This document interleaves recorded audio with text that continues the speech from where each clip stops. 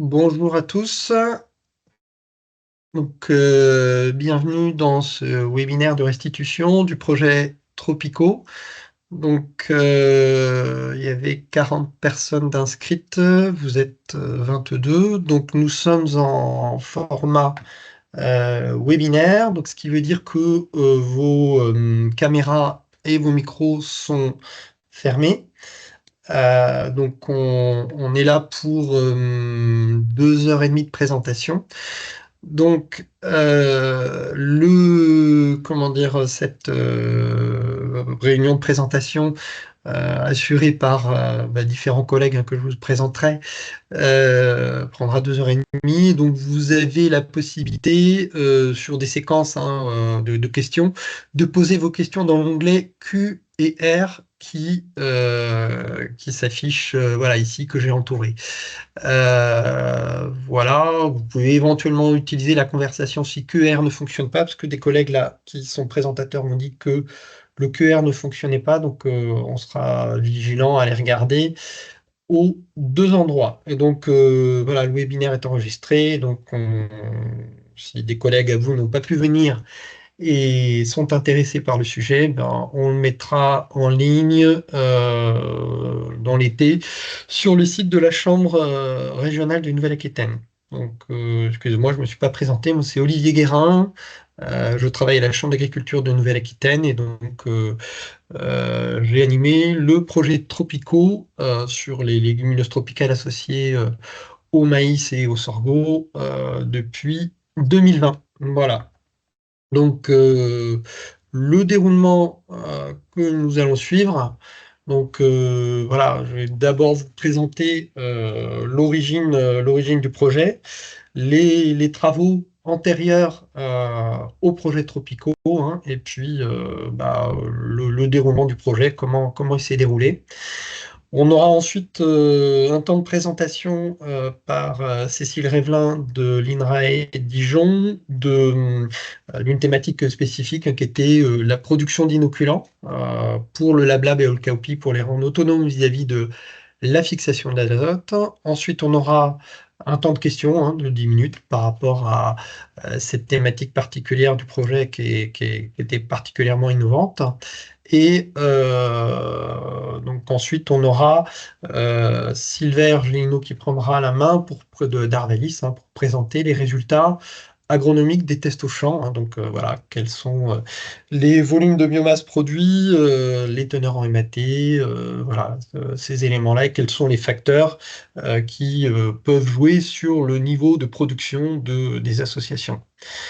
On aura un temps de questions par rapport à ça. Le prévu des minutes, mais un temps d'échange. On verra s'il y a besoin de ce temps-là. On aura une troisième partie qui reprendra les aspects valeurs alimentaires des fourrages produits et donc là par Adèle Marceau de l'IDEL et une étude qui a été faite aussi sur l'effet du co-ensilage Lab et maïs sur des aspects de digestibilité. Donc à nouveau un temps de questions après ce temps de présentation. Puis ensuite on aura en deux temps passer de la partie agronomique à la partie plus élevage et fait de l'introduction de ces mélange à base de légumineuses tropicales sur le rationnement, en gros, avec les éléments dont nous disposions. Sous deux formes, d'une part une approche économique, donc un bilan partiel, et puis également un retour d'expérience d'éleveurs qui nous rejoindront en cours de présentation. Voilà. Et puis on fera une ouverture, notamment avec la présentation de Jérémy Bond de la société Cémental, qui aujourd'hui commercialise ces légumineuses tropicales. Voilà, quelle est leur vision, eux, par rapport à cette solution qu'ils proposent, hein. Voilà. On envisage de terminer aux alentours de 12h30. Donc, je passe à cette partie de présentation générale du projet.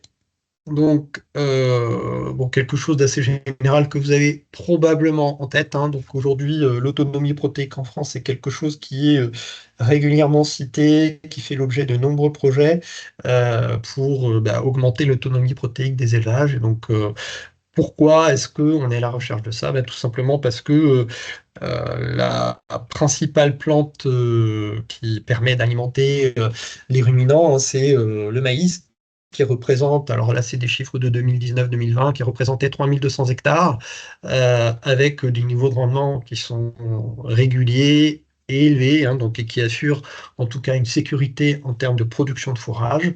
On a le sorgho, hein, qui pour l'instant à des niveaux de surface plus confidentiels, des niveaux de rendement également un petit peu plus bas, mais une robustesse intéressante, notamment vis-à-vis des périodes sèches et chaudes, hein, comme ce qu'on a pu vivre en 2022. Voilà, donc aujourd'hui, le maïs fourrage, ça représente grosso modo 2 tiers de la ration annuelle des bovins. Et bah, voilà, ces deux plantes-là, elles ont, quand on fait des mesures en protéines, on est aux alentours de 7% de matière azotée totale. Et donc, voilà, on a besoin de complémenter, en tout cas sur des troupeaux à haut niveau de production, avec des concentrés, et notamment bah, du tourteau de soja, alors qui pose problème, hein, notamment enfin, qui pose question en tout cas vis-à-vis de la provenance et puis aussi bah, voilà, des fluctuations de prix sur bah, notamment des situations de contexte géopolitique qui, avec la guerre, avec des tensions sur les marchés, peut poser problème en termes d'approvisionnement. Voilà, donc les éleveurs français et leurs accompagnants sont en recherche d'autonomie protéique, hein, pour réduire l'achat de compléments azotés. Donc c'est quelque chose qui a été traité depuis plusieurs années, hein. Quand on regarde la bibliographie, on a des essais sur ces thématiques-là, associer des plantes riches en protéines avec du maïs dans les années 50, 60, hein, déjà. Donc il y a eu différentes espèces qui ont été testées, hein, le lupin, la luzerne, la févrole, le pois et avec sur ces espèces-là en tout cas des échecs, hein, bah, tout simplement parce que ces plantes-là sont soit absentes à la récolte du maïs fourrage, parce qu'il y a des problèmes de levée, parce que le maïs exerce une concurrence trop importante, ou parce que le cycle de ces plantes-là, notamment, alors là j'ai pas mis, hein, mais le soja, des cycles trop courts par rapport au maïs fourrage. Voilà. Voilà. Donc, en préalable du projet, on a fait une revue bibliographique avec des suivis qui ont été faits à la fois en Afrique et également aux États-Unis. Et donc, sur les expériences en conditions tropicales, hein, donc on a régulièrement des gains quand on associe ou le cowpea ou le lablab au maïs ou au sorgho. Donc voilà, la première ligne, hein, sur des références, une publiée de 2019, on a 33% en matière fraîche en plus par hectare quand on associe du cowpea au sorgho par rapport au sorgho seul. Sur du maïs associé au capi en Afrique, on a un gain de 15% de matière sèche par rapport au maïs seul. Et donc, le maïs lablab, on est à 10% de gain en matière sèche en Afrique sur une publiée de 2019. Et donc des gains de MAT qui sont variables, de 0,5 à 6 points sur le mélange. Voilà. Maïs plus légumineuses associées. Et donc sur le LabLab et le Cowpea, alors surtout sur le LabLab, hein, une expérience de la fin des années 2000 aux USA, avec un inoculant à base de rhizobia spécifique du LabLab. Et donc, quand on conserve la densité de semis du maïs, hein, quand on est grosso modo à 80 000 pieds hectares et qu'on rajoute du lablab, il y a des pertes de rendement qui ont été mesurées, hein, de l'ordre de 1 à 2 tonnes de matière sèche sur le mélange par rapport au maïs seul. et par contre un gain en MAT. Et les seules situations aux USA, la publi de Armstrong et Albrecht, qui permettaient de gagner en MAT, c'était quand on était à 20 000 pieds de maïs hectare, avec une densité de lablab à 70 000. Mais dans ce cas-là, il y a une perte de production de matière sèche par rapport au maïs solo de l'ordre de 9 tonnes de matière sèche, donc ce qui n'est pas acceptable. Voilà. Alors, ces plantes, qu'est-ce que c'est? Donc, voilà, quand on avait, avant de lancer le projet, on avait regardé les différentes espèces, hein. Et donc, il y avait le Kaopi et le Lablab qui étaient proposés notamment commercialement par la société Semental sur les années 2016-2017. Donc, le Kaopi, en caractéristique, hein, c'est une plante qui est de taille plutôt modeste, un poids de 1000 grains qui va se rapprocher, vous verrez, je vous mettrai des photos à suivre, qui se rapproche du sorgho, et des durées de cycle 120-140 jours, des teneurs en MAT qui peuvent être intéressantes, et donc des niveaux de biomasse quand la plante est cultivée seule de 3 tonnes 5 à 5 tonnes de matière sèche, avec un coût de semence qui reste acceptable. Voilà.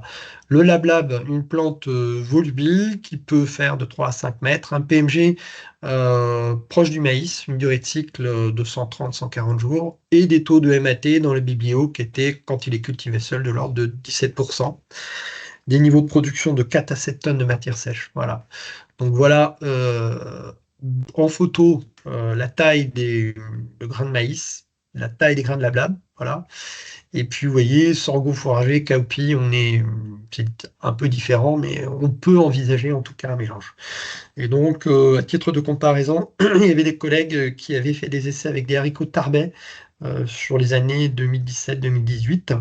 Et donc, un des inconvénients du haricot tarbais, c'est qu'on est sur des poids de 1000 grains relativement élevés, et des coûts de semences aussi qui sont rédhibitoires, quoi, et des niveaux de production qui ne sont pas forcément en solo aussi élevés que ce qu'on peut attendre du LabLab et du Cowpea. Donc, on avait valorisé des bases de données qu'on est allé récupérer auprès de collègues du développement, principalement des essais également qui avaient été faits à Lidl ou à Arvalis. Donc il y a à la fois des tests chez des éleveurs et des tests en expérimentation. C'est des tests qui avaient été menés sans inoculant, hein. Donc il faut savoir que ces deux plantes, LabLab et Kaopi, n'ont pas les partenaires microbiens qui sont spécifiques pour mener la nodulation et la fixation symbiotique de l'azote. Et donc voilà, c'est ces résultats-là qu'on avait traités. Donc, je vais passer rapidement, hein, mais voilà, sur 12 situations. Donc là, on a le maïs pur que vous avez repéré en vert, le maïs associé au lablab en vert pâle, et le maïs avec du haricot tarbais qui est en gris pâle, hein. Donc voilà, chez les éleveurs, en gros, on perdait quasiment 2 tonnes de matière sèche quand on associait le lablab au maïs. Et en expérimentation, on est grosso modo au même delta. Voilà. Et en termes de MAT, voilà, on était sur un gain à peine significatif, hein. On gagnait 0,7 points de MAT et on n'était pas du tout significatif, hein, puisque les lettres sont équivalentes. Voilà. Donc, on vous présentera, hein, les résultats du projet en tant que tel après, hein, donc dans la présentation de Silver. L'origine du projet, donc clairement, donc c'est la société Semental qui a proposé en test à des éleveurs et à des techniciens sur les années 2016-2017, hein, de tester ces plantes-là en association avec du maïs, hein, donc en s'inspirant de choses qui avaient été faites ailleurs dans le monde, hein. Voilà. Donc les résultats étaient en tout cas prometteurs. Il y avait en tout cas visuellement, c'est des choses qui sont très, très joli, quoi. Voilà, il y avait la question également du changement climatique. On sait que ce sont des plantes qui, un peu comme le sorgho, peuvent se mettre en repos quand il fait chaud et qu'il y a une séquence sans pluie relativement longue. Voilà. Et donc, c'est pour ça qu'on a été, en tout cas, au niveau des chambres d'agriculture, intéressés pour déposer un projet auprès du fonds CASDAR, donc sur le créneau innovation et partenariat. Voilà. Donc, les partenaires du projet, donc on est principalement sur la façade atlantique, le Grand Ouest centre. Voilà, principalement des organismes du développement agricole, essentiellement champs d'agriculture, mais également Bio Nouvelle-Aquitaine. Voilà, et puis en partenaire Institut Technique, donc l'IDEL, Arvalis, et puis donc l'INRAE en tant que organisme de recherche. Voilà. Il y avait également des lycées qui étaient impliqués au départ du projet, qui ont pu mettre des tests également. Donc, les objectifs qui se déclinent aussi en action, hein. Donc, le premier objectif qui a été clairement identifié, c'était de se dire, vu que ces plantes, quand on les cultive dans les sols métropolitains, n'ont pas les partenaires microbiens, il s'agit de produire un inoculant pour que la fixation symbiotique de N2 se fasse, donc à la fois pour le LabLab et le Cowpea. Et donc, c'est ce que vous présentera Cécile juste après mon topo. Donc ensuite, il s'agissait d'évaluer les performances agronomiques des associations en conditions inoculées dans différents contextes pédoclimatiques, donc qui vont des Pyrénées-Atlantiques comment dire, au nord de la région Pays de la Loire. Voilà. C'est ce que vous présentera Silver. Et puis ensuite, il s'agissait de voir, à partir d'une fois qu'on a réussi à produire ces fourrages, comment ces fourrages sont conservés, valorisés par les ruminants. Voilà, et de caractériser les valeurs nutritives, donc d'arriver à une approche des valeurs alimentaires, c'est ce que vous présenteront à la fois Silver et Adèle Marceau. Voilà. Et enfin, c'est de se dire, bah, c'est bien, on arrive à produire ces fourrages, on a une idée de ce que ça a comme impact sur les animaux, et donc en connaissant les adaptations qu'il faut faire en termes d'itinéraire technique, et éventuellement les adaptations en termes de rationnement, bah voilà, est-ce que économiquement c'est intéressant? Au jour d'aujourd'hui, à l'état des connaissances qu'on a aujourd'hui, est-ce que c'est intéressant de les intégrer dans la ration des animaux et dans le système fourrager. Voilà. Donc, avant de terminer ma présentation, juste vous dire bah, les quelques aléas qu'on a rencontrés. Donc, on a commencé le projet, on était en plein Covid, et ça a aussi perturbé la délivrance de permis d'expérimenter pour tester les inoculants au champ. Donc, il faut savoir que voilà, on ne peut pas tester des inoculants expérimentaux comme ça. Il faut demander comment dire, à l'ANSES quelque chose de spécifique. Donc, c'est un dossier à monter avec des productions de tests que l'INRAE a mené tambour battant, mais voilà, les prestataires qu'on a sollicités n'ont pas forcément tout pu faire comme on voulait dans les temps, donc on n'a pas eu forcément l'inoculant aussi vite qu'on aurait pu souhaiter l'avoir. Voilà. Donc on a essuyé aussi bah, des années climatiques bah, pas forcément euh, chouettes, donc notamment 2022, sécheresse, très peu de nodosités formées. Voilà. Et donc, ça nous a obligés aussi à repousser une manip qui était de regarder le comportement des coensilage sur des vaches fistulées qu'on avait prévu sur la fin de l'année 2022. On a dû le repousser d'une année. Voilà. Et donc, ça a, comment dire, engendré une demande de prolongement du projet d'une année auprès de la DGER. Voilà. Donc, on est passé de 3 ans et demi de projet à 4 ans et demi. Et puis bah, des années climatiques très contrastées avec, on va dire en gros, que l'année 2023 qui a été à peu près dans la norme, mais une année 2022 très sèche et chaude, et une année 2024 très humide, et qui a compliqué en fait les implantations. Donc à la seconde partie, donc Silvergelino, donc Arvalis, je travaille sur la ferme expérimentale de la Jaillère. Je vais vous partager les résultats qu'on a eus sur un réseau d'essais au champ. Je me fais un peu le porte-voix de Céline Bourlet de la Chambre d'agriculture des Pays de la Loire, qui coordonnait cette action-là, cette tâche-là, et donc qui ne pouvait pas être autour des micros aujourd'hui. Donc réseau d'essais qui a été mis en place entre 2022 et 2024 avec un certain nombre, d'essais quand même, hein. Il y a eu 20 essais en micro-parcelles au total. La synthèse que je vous présente ensuite n'en regroupe que 5 parce qu'on a eu différentes difficultés, alors qui peuvent être intéressantes aussi dans les explications de la conduite de la culture. Certains avec des levées de lablab difficiles ou en tout cas trop hétérogènes ou trop faible levée du lablab, donc potentiellement des semis un peu précoces ou en tout cas des conditions un peu fraîches par la suite. Donc vous voyez, il y a 6 essais qui ont pu être écartés. Des essais pour des raisons techniques avec des différences de densité de levée.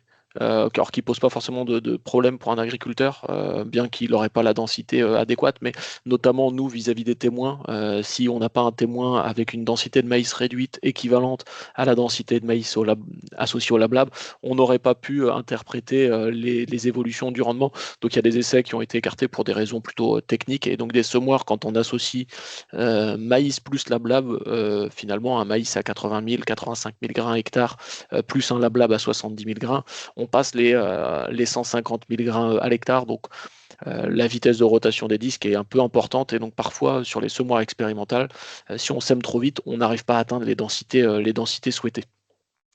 Quelques essais avec des questions de salissement, puisque en termes d'herbicides, on est limité. Alors, légalement, il n'y a pas d'herbicide autorisé sur le LabLab. Certains ont été utilisés sur les essais, mais dans tous les cas, on est limité en termes de produits et avec des risques de phytotoxicité dans certaines conditions. Voilà. Et puis, sinon, d'autres essais écartés pour des notations ou de l'hétérogénéité. Donc tout ça pour dire qu'il y a eu un réseau quand même d'essais assez important, il y a eu pas mal d'observations qui ont été faites, et donc la synthèse regroupe 5 essais sur ces différentes années, donc ils sont répartis entre 2022 et 2024 pour les 5 essais. Alors ce qu'on a testé dans ces essais-là, tout d'abord, on avait notre témoin. Donc, il y avait 2 témoins, comme je vous disais. Donc, notre maïs pur, qui est le maïs classique à pleine dose, et un maïs à dose réduite. Donc, la préconisation étant de réduire la dose de maïs quand il est associé au lablab. Donc, on avait le maïs seul à dose réduite pour déjà connaître l'impact de cette réduction de dose sur le rendement maïs, avant même de lui associer un lablab.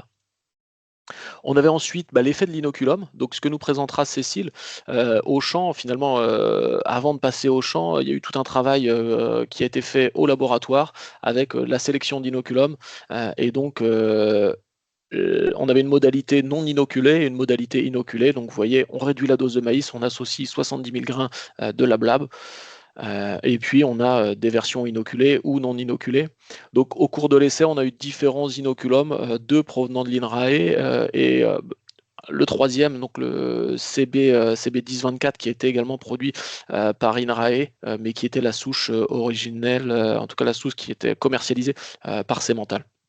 Non formulée, le nodulène, c'est la souche formulée et commercialisée du CB1024. Donc on a eu différents inoculums. Ici, ils ont tous été regroupés finalement dans la modalité que vous voyez, maïs plus sustain 70 000 inoculés, puisque selon les années, on avait différents inoculums. Et puis quand on a testé l'effet finalement de l'inoculum, entre eux, on n'avait pas de différence significative. Donc pour avoir une continuité entre les années et puis renforcer un peu l'analyse, ils sont tous regroupés sous cette même modalité. Voilà.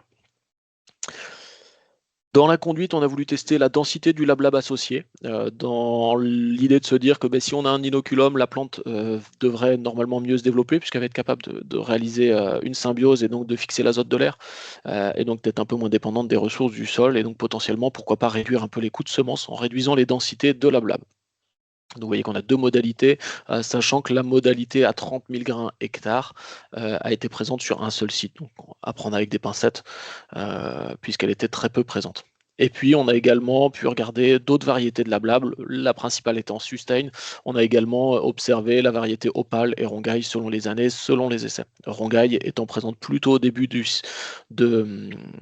dispositifs 2022-2023 et dans peu de dispositifs. Donc voilà comment se structuraient les modalités. Donc en termes de résultats, le premier point, c'était les levées, densité de levée du maïs ou du lablab. Ce qu'on observe, alors à chaque fois sur mes graphiques, vous aurez des lettres statistiques. Quand les lettres sont différentes, ça veut dire qu'on peut affirmer qu'on a une différence. Quand on a des lettres en commune, par exemple ici sur le maïs lablab à 30 000 pieds hectares, vous avez le A et le B. Donc cette modalité-là n'est jamais différente des A, mais n'est pas non plus différente du B. C'est ça ce que ça veut dire. Donc c'est lié à la variabilité des mesures qui ont été faites sur chacune des modalités. Donc sur la baisse de densité, on a très peu de différences statistiques. Ce qu'on voit finalement, c'est que notre maïs pur et qui était pleine dose, du coup, était supérieur au maïs réduit. Et ça, c'est ce qu'on voulait. Quand on réduit la dose de maïs, globalement, on la retrouve. On est à peu près similaire, quasiment, et statistiquement, on n'a pas d'écart entre notre maïs dose réduite seul et nos maïs associés au LabLab. Donc les essais qui ont été retenus, finalement, regardaient ce critère-là et c'était une partie des essais éliminés. Donc c'est rassurant par rapport au choix des essais. Sur la densité de levée des LabLab, donc on avait des semis en général plutôt à 70 000 pieds hectares ou 7 grains par mètre carré. Donc ce qu'on voit, c'est que finalement on a des levées autour des 5 grains par mètre carré. Donc des pertes à la levée en moyenne autour des 30%. Et une variété opale qui a elle un petit peu mieux levé. Alors on verra ce que ça donne en rendement, mais globalement sur les levées, la variété opale, elle va être tendance à en tout cas avoir des meilleures levées. Est-ce que c'est la variété ou des notions de lot de semences? Bon, voilà, à creuser. Et puis forcément, quand on réduit la dose de semis, on réduit forcément le nombre de pieds à la levée. Donc pas trop de surprises, mais vous voyez qu'on a peu de différences statistiques, on avait un peu de variabilité selon les conditions de chaque essai derrière tout ça. Résultat qui nous intéresse un petit peu plus, finalement, ces densités de levée, ça permettait de bien confirmer qu'on avait les peuplements adéquats, en tout cas les hiérarchies de peuplement adéquates pour analyser les données de rendement. Alors sur le rendement total, donc en bleu, vous avez le rendement du maïs en tonnes de matière sèche par hectare, et puis en rouge, vous avez le rendement du lablab. Donc ici, je vous ai mis seulement les 4 premières modalités, donc maïs pur, dose réduite, maïs lablab non inoculé et maïs lablab inoculé. Déjà, ce qu'on voit, c'est qu'entre notre maïs pur et notre maïs dose réduite, on a une baisse de rendement. On a à peu près 3 tonnes de baisse de rendement entre notre maïs pur et notre maïs dose réduite avec le LabLab. Et dans ces 3 tonnes, en gros, on en affecte 0,8 tonnes à la diminution de densité du maïs, donc quand on regarde la deuxième barre, et puis 2 tonnes environ liées au fait qu'on ait associé un LabLab au maïs. Donc ça, c'est sur le rendement du maïs, et le LabLab, lui, vient compenser en partie cette baisse de rendement avec entre 1 tonne 17 et 1 tonne 58 de rendement LabLab dans ces deux modalités.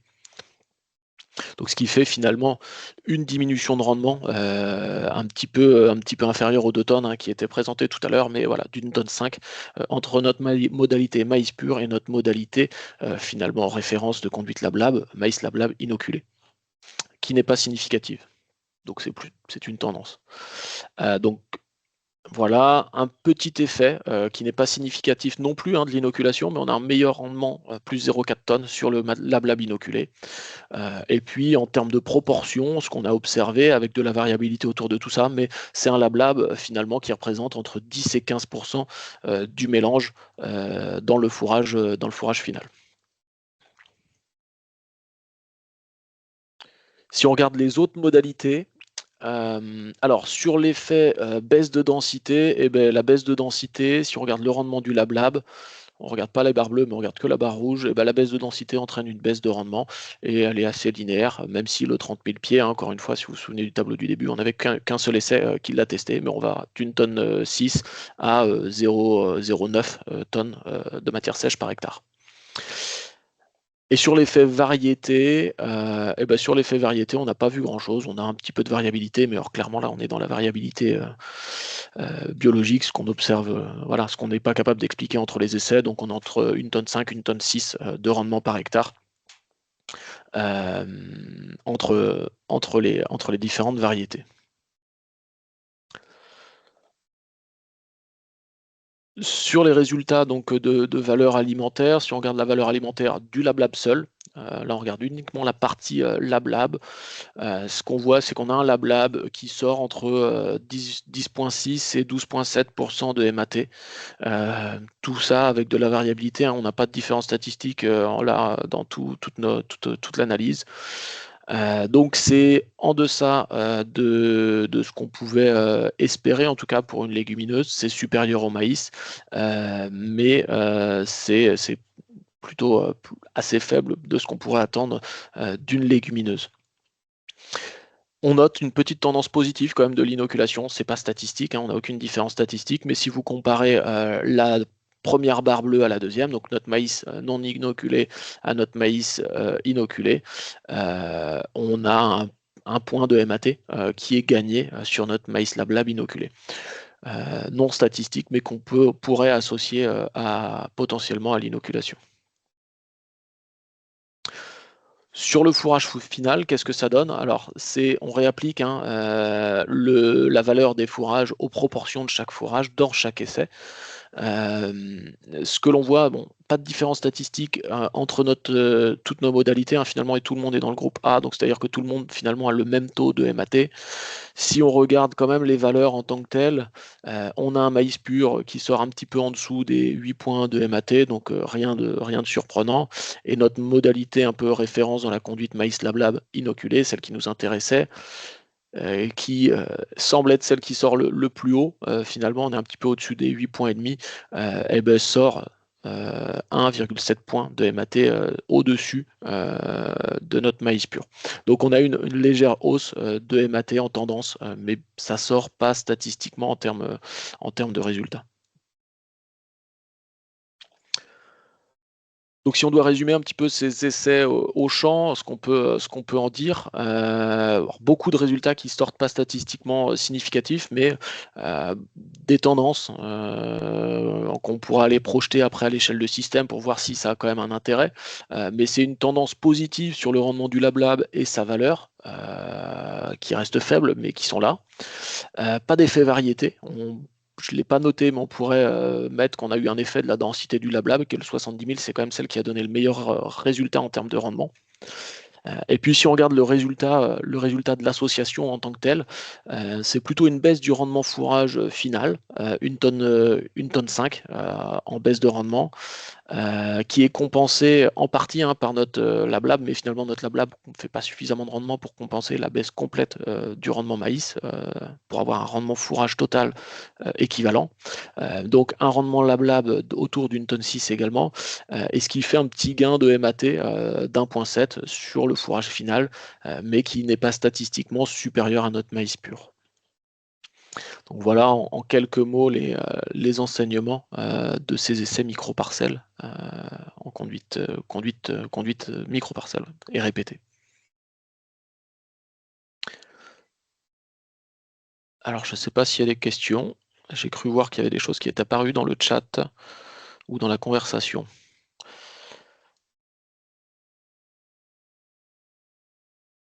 Donc oui, il y avait une question sur la manière dont le LabLab était associé au maïs. Donc est-ce que c'était un semis combiné sur le même rang ou est-ce que le maïs était semé d'un côté et le LabLab de l'autre? Donc ouais, la réponse à la question, c'est effectivement, on fait un mélange du maïs et du LabLab qu'on met dans l'élément semeur du semoir monograine. Et donc, alors le préalable, c'est effectivement qu'on enrobe le LabLab avec un inoculant. Alors l'inoculant était expérimental, donc un inoculant liquide. Voilà. Et c'est d'ailleurs ce qui a pu, en tout cas c'est une des hypothèses qu'on a pour certains essais où on n'atteignait pas la densité finalement cible, c'est comme on mélange nos deux semences ensemble et on sème tout en un seul passage, mélangé sur le rang, on atteint des densités de semis autour des 150 000 grains hectares et donc finalement des densités assez importantes quand on veut maintenir un rythme de semis égal en tout cas avec du matériel expérimental. Peut-être que du matériel agriculteur, on a des capacités un peu différentes. Et donc effectivement, en termes de répartition, il y avait aussi des irrégularités. On pouvait avoir parfois 6 pieds de lablab suivis de 4 pieds de maïs. Et c'est vrai qu'en termes de répartition, c'est pas forcément quelque chose d'optimal. Donc une autre question en termes de développement, vous pensez que le lablab a subi une grosse concurrence dans les premières phases du cycle? Donc Je- oui, vas-y Sylvain, réponds. Ouais, moi j'aurais tendance à dire que non, on est sur une espèce qui, globalement, on a une bonne vigueur à l'installation quand on regarde, elle lève dans un rythme assez similaire au maïs, hein, dans ce qu'on a pu voir. C'est-à-dire qu'on la voit émerger assez rapidement. Euh, si on est sur des sols réchauffés, en tout cas, j'ai la sensation que ça lève et que ça se développe assez efficacement à côté du maïs. Ce qu'on a pu voir sur certains sites, notamment les sites qui étaient aux établières en Vendée avec des gros apports de matière organique, une forte fertilité, et aussi des gabarits de maïs qui étaient très typés maïs fourrage, donc avec des maïs très feuillus. Le Lab Lab avait tendance en fin de cycle, parce que les feuilles du bas n'avaient pas accès à la lumière, à défolier. Parce qu'on avait des maïs qui étaient très, très feuillus, avec comment dire, très couvrants en termes d'interrang. Voilà.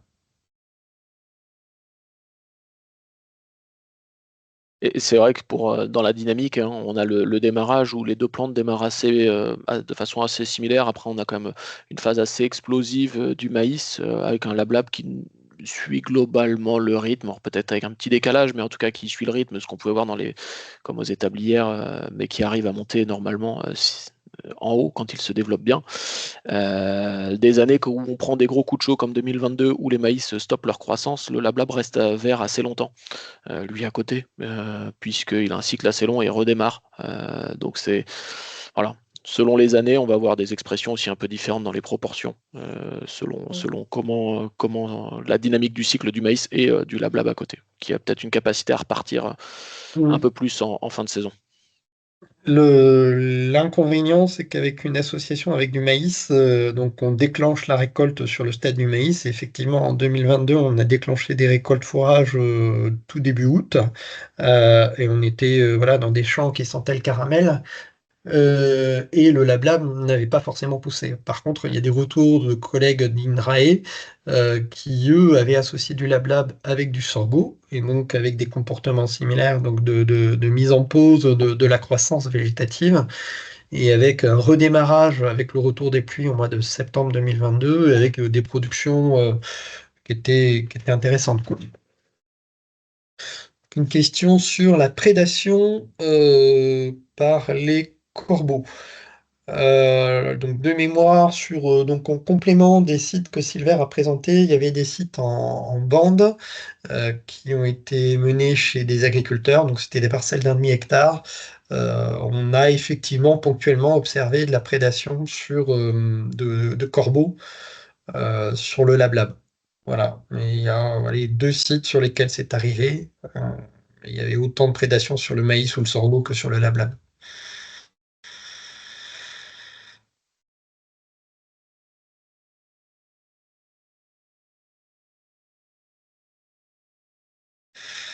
Donc une question sur la gestion de l'enherbement. Ouais. Alors je pourrais pas dire qu'on a eu un effet, moi, sur l'enherbement du lab au sens où on n'a pas un effet, on n'a pas une fermeture du rang plus rapide des rangs liée à la présence du lab associé au maïs. L'effet, il est plutôt dans la gestion du désherbage, qui est peut-être un peu plus délicate. On arrive toujours à passer les outils type hersétriant prélevé ou rapidement post-levé ou bineuse. Par contre, c'est plutôt dans le choix des herbicides. Là, pour le coup, officiellement, pas d'herbicide de toute façon autorisé sur le LabLab. Ce qu'on pouvait utiliser, nous, en expérimentation, le risque, c'est d'avoir des phytotoxicités par la suite sur le LabLab. Donc peut-être une gestion un peu plus délicate de l'enherbe des adventices et donc des risques d'enherbement un peu plus importants, mais par des solutions chimiques qui sont inexistantes parce que non autorisées ou très limitées même en expérimentation. En gros, les molécules autorisées en prélevé, c'est aujourd'hui quasiment que la pendimétalline, voilà, qui techniquement passe, mais qui n'est pas homologuée sur le mélange, quoi. Voilà. Et en post-levé, le produit qui passe, c'est le Basagram, le produit commercial. Mais voilà, donc il faut effectivement avoir des. Enfin, c'est un des freins, en tout cas, en agriculture conventionnelle, à la mise en place de ce mélange. Donc l'objectif de qui qu'on avait, nous, c'était de produire un ou des inoculants pour assurer une fixation symbiotique de l'azote par les deux espèces de légumineuses, copie ou niébé. Il y a peut-être d'autres personnes qui le connaîtront mieux sous le nom de niébé, puisque copie, c'est le nom plutôt anglais, et le lablab. Donc, ça paraît simple, produire des inoculants, mais pour ça, il faut avoir des souches. Et en France métropolitaine, il n'y en avait pas.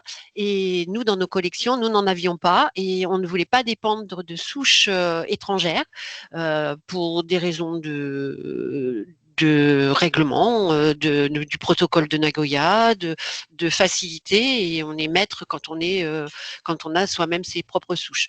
Alors le problème, c'est que copie et lablab sont deux légumineuses tropicales qu'elles poussent donc en zone tropicale et qu'il faut aller chercher ces rhizobia dans ces zones-là. Donc, j'ai plutôt axé la présentation sur tout le travail en amont que juste produire les inoculants qui, en quelque sorte, c'est assez simple une fois qu'on a les souches. Voilà, notre partie de travail, c'est surtout concentré là-dessus. Mais on a eu quelques contraintes, donc scientifiques bien sûr, nécessité d'isoler, mais aussi réglementaires au cours des différentes étapes. Donc vous allez retrouver cette diapositive comme fil conducteur de la présentation. Donc le premier point, nécessité d'isoler. Donc pour pouvoir isoler, il faut avoir soit du sol, soit des plantes nodulées pour qu'on puisse, provenant des zones tropicales. Et ça nécessite d'avoir un agrément de quarantaine pour pouvoir manipuler aussi bien le sol que les plantes. Donc il a fallu qu'on mette en place tout ça et on l'a obtenu. Le SRAL nous a donné l'agrément de quarantaine pour notre laboratoire, voilà. Donc ça s'est traduit par il a fallu obtenir aussi une lettre officielle d'autorisation pour importer les sols et les plantes, pour piéger les rhizobia, pour avoir accès aux rhizobia.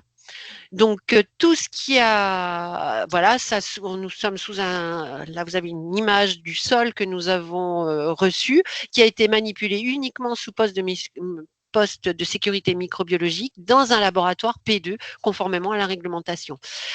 Toutes les expérimentations faites sur ce sol se sont faites exclusivement dans cette hotte de sécurité. Tout ce qui le remplissage des pots, le semis des graines, etc. Quand tout a été bien fait, on a fermé les enceintes de façon à ce que rien ne puisse sortir de ces mini-serres et on les avons incubés dans une chambre de culture, enfin dans des chambres fermées, des petites chambres de culture, dans des bacs de rétention et tout était bien scellé afin de maintenir la quarantaine pendant toute la durée de la culture nécessaire à la formation des nodosités sur les plantules de l'AICC du lablab pour pouvoir isoler les rhizobia qui en sont à l'origine. Alors, nodosité ou nodule. Alors, nodule en français, c'est plutôt réservé au domaine médical et en français, le seul mot, c'est nodosité. Mais souvent, moi, je vais dire aussi nodule parce qu'en anglais, c'est bien nodule. La traduction de nodosité en anglais, c'est nodule. Donc, pas de souci, on peut dire les deux. Voilà. Donc, après avoir mis en place nos cultures, il a fallu isoler. Donc, toujours en laboratoire P2, nous sommes allés chercher les plantules qui avaient bien grandi. Donc, on avait mis un filet insecte-proof pour que rien ne puisse sortir de ces enceintes. On les a ouvertes toujours sous poste de microbiologie, de sécurité microbiologique. On a lavé les racines, et là, vous voyez les petites nodosités qui se sont formées sur ces racines, les petites boules blanches que vous voyez ici. Après désinfection, les nodosités ont été mis chacune dans un petit tube, individuellement dans un petit tube, où elles ont été écrasées de façon à libérer les rhizobia qui se trouvent à l'intérieur. Et c'était à partir de ce jus de broyat que nous avons isoler les rhizobia. Bien sûr, là, c'est le résultat final, mais avant, il a bien fallu faire plusieurs cultures sur différents milieux, sur des milieux de culture pour arriver à purifier et arriver à avoir des cultures propres et sans autres contaminants. Et c'est à partir de et toutes ces étapes ont été réalisées en zone contrôlée selon les règles de la quarantaine, jusqu'à l'obtention des isolats purifiés. Voilà. Donc après, on s'est retrouvé avec une multitude d'isolats, plus d'une centaine, qu'il a fallu caractériser. Donc, ils sont caractérisés par une technique qui s'appelle MLST, qui est une technique de biologie moléculaire, de référence pour discriminer les souches entre elles. Elle consiste à séquencer un ensemble de fragments d'ADN amplifiés par PCR provenant de gènes codant pour des protéines essentielles à la bactérie. Un concaténaire composé des séquences partielles des gènes amplifiés a été réalisé pour chacun des 110 isolats et pour des souches de référence qu'on a mis pour pouvoir repérer nos isolats par rapport aux souches connues. Les concaténaires des isolats sont comparés aux concaténaires des bradyrhizobia de référence, qui permet la construction d'un arbre phylogénétique et d'identifier les séquences les plus semblables. Et cette méthode nous a permis de repérer 34 génotypes différents. Voilà.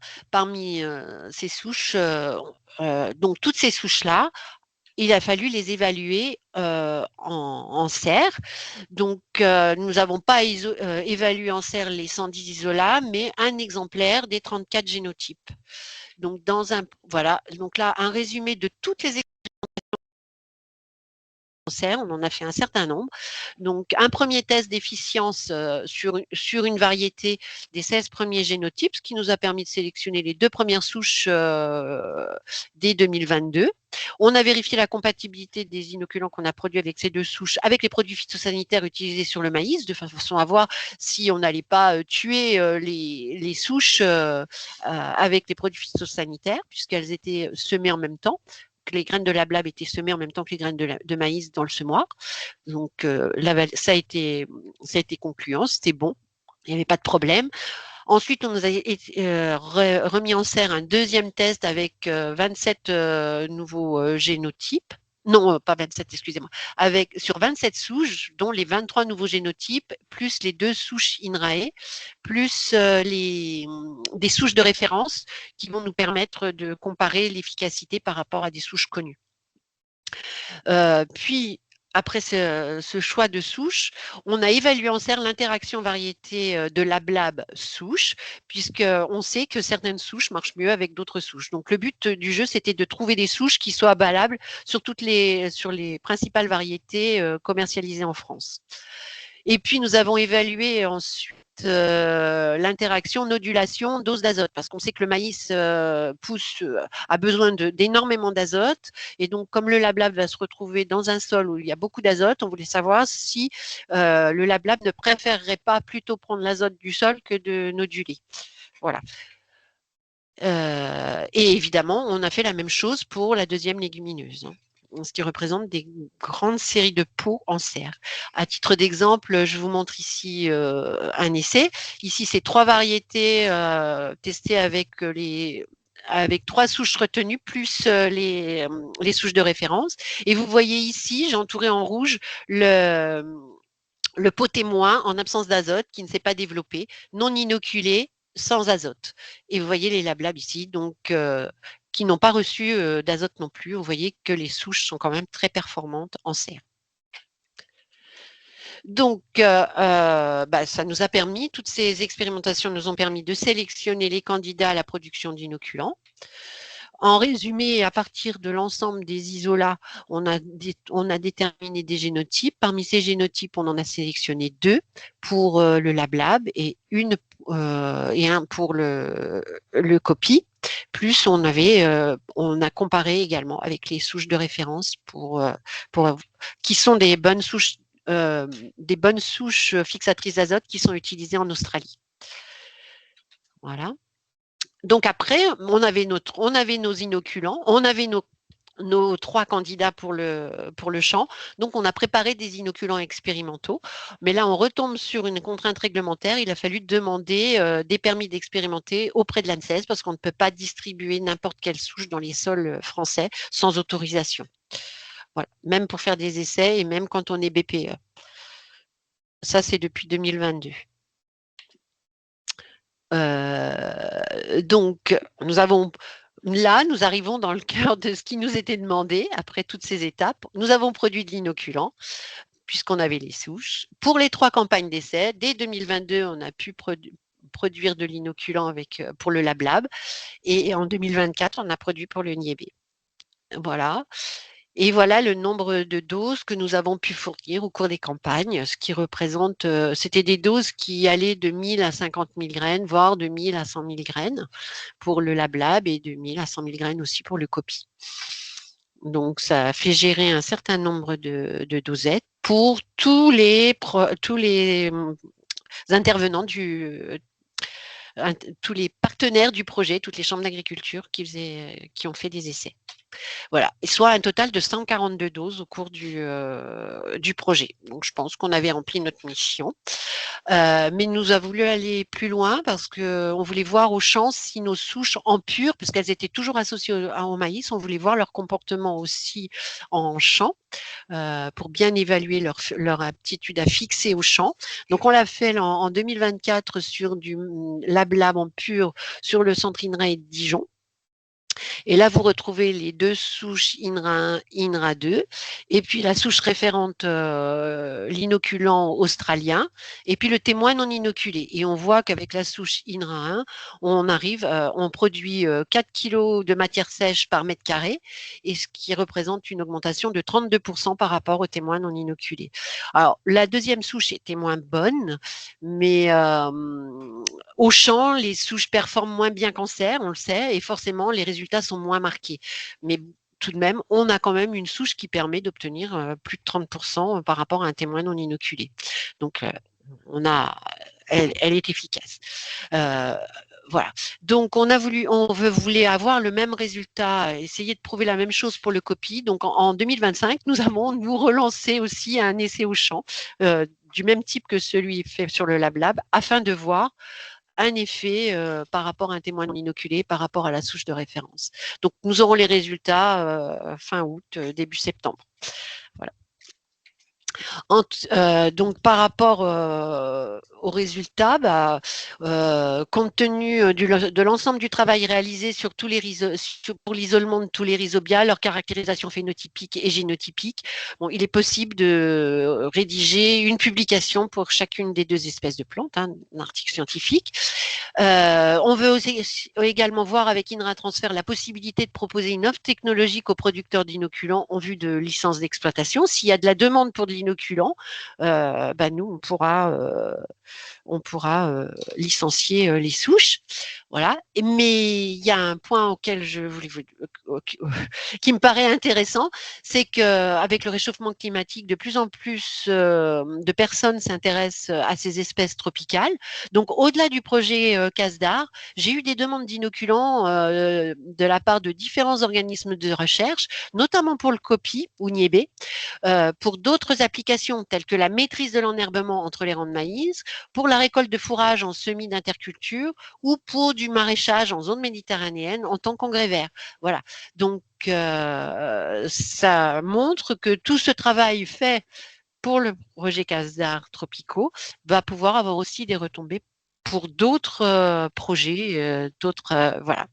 Et donc, je vous remercie pour votre attention et je laisse la place à vos questions si vous en avez.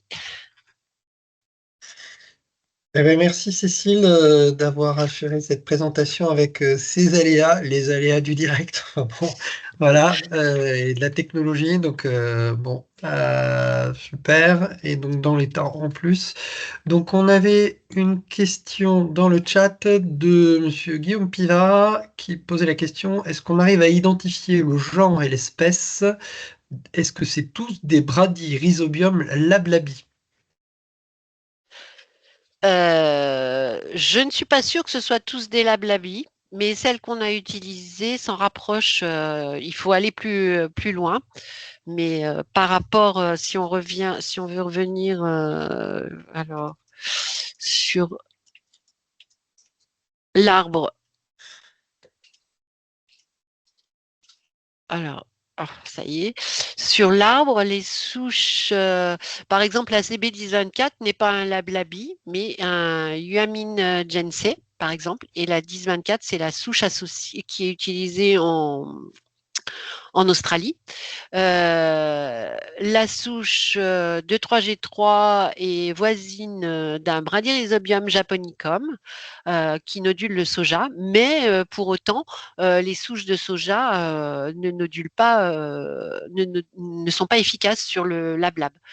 Donc, vous voyez, la notion d'espèce chez les bactéries, c'est quelque chose qu'on ne peut pas comparer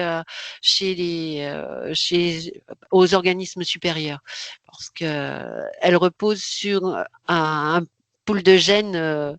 On peut avoir que 50% du génome qui est caractéristique de l'espèce. Il y a des tas d'autres choses qui entrent en jeu. En particulier, les gènes de la symbiose s'interéchangent dans les sols et entre bactéries. Et la notion d'espèce ne veut pas dire grand-chose. Il faut des souches efficaces et il faut les tester, quoi. Voilà.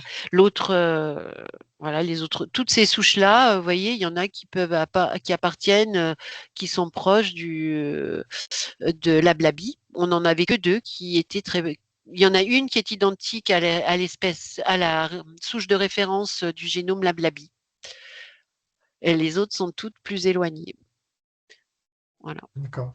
J'avais une remarque par rapport à ce que tu disais, c'est que des bradyrhizobiums des rhizobias qui provoquent la nodulation du soja peuvent provoquer l'apparition de nodosités sur les lablabs. Pour autant, c'est des nodosités qui ne sont pas efficientes pour la Non, fixation symbiotique. non, Donc ça se pas du comporte. tout. Alors après, est-ce que ça se comporte Comme comme un parasite?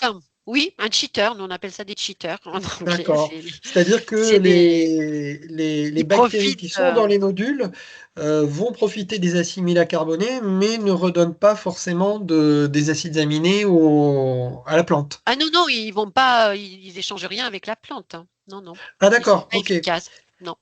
ils se Et développent. Ouais, d'accord. c'est pour ça que c'est pas très bon de cultiver plusieurs fois au même endroit des plantes qui ne nodulent pas naturel, qui ne trouvent pas leur partenaire efficace dans un sol, parce qu'on va multiplier des tas de cheaters.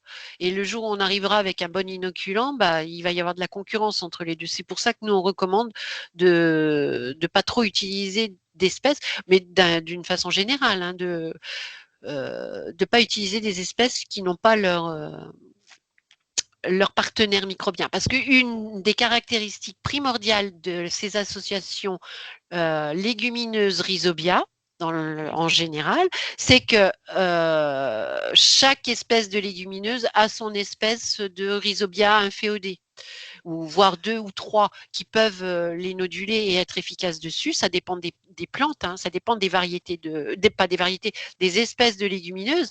Le haricot, par exemple, il y a plus de 5 espèces qui sont capables de le noduler efficacement, mais il y en a encore d'autres qui vont noduler. Et par contre, il y a d'autres plantes comme le soja où on va avoir ça plus difficile. Il y a des plantes qui sont plus restrictives que d'autres. Mais alors, D'accord. en général, les légumineuses indigènes trouvent toujours leur partenaire dans les sols parce que c'est résulte d'une évolution de plus de 40 millions d'années. Donc, les partenaires ont évolué ensemble. Mais il y a des rhizobiums dans tous les sols, pas forcément adaptés Hmm. pas des espèces de différents genres. Comme en France, il y a des espèces pour noduler la luzerne, le pois, la févrole, enfin toutes les légumineuses indigènes en France sont présentes dans les sols, hein, Ouais. en Alors plus c'est en ça, moins du grande coup, quantité. tu réponds en partie à une question de Sandra Novak qui était est-ce que les bactéries restent dans le sol plusieurs années après Ah inoculation? oui, Donc la réponse oui, est oui. oui, et il faut faire attention à ce qu'on y met. parce que ce sont des bactéries du sol, hein, donc elles sont faites pour survivre dans les sols.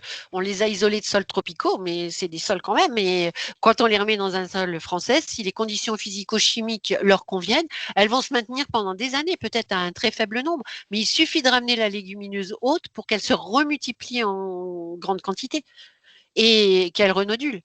Alors, Donc quand elles la sont à un règle, niveau c'est la très première bas, fois, ouais, la règle, c'est la première fois qu'on cultive une légumineuse, on l'inocule, et ensuite, si on revient avec cette même plante 4, 5, 6 ans après, il n'y a pas forcément besoin de réinoculer.